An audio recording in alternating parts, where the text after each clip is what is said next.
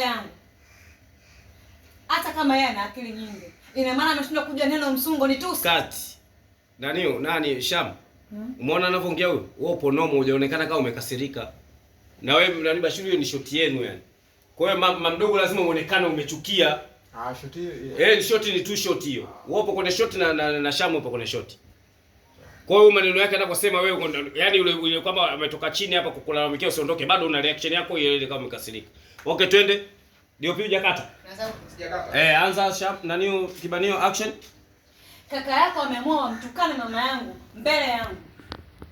Na hata kama yeye anifanya na akili sana, ina maana ameshindwa kutafsiri neno msungo ni tusi.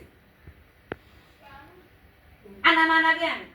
Mama mdogo twende, anasema mimi sitaki kusikia maneno mengi.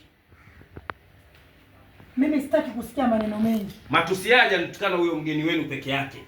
Matusi yaje nitukana mgeni wenu peke yake. Hata wewe mkwe umeshiriki kunitukana. Hata wewe mkongo umeshiriki kunitukana. Maana sijui mumwambia nini kuhusu familia yetu. Maana sijui mumwambia nini kuhusu familia yetu.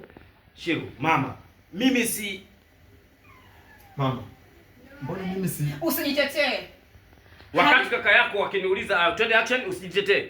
Usijitetee. Wakati kaka yako ananiuliza anile kisha ale au ale kisha anile, ulichukua maamuzi gani?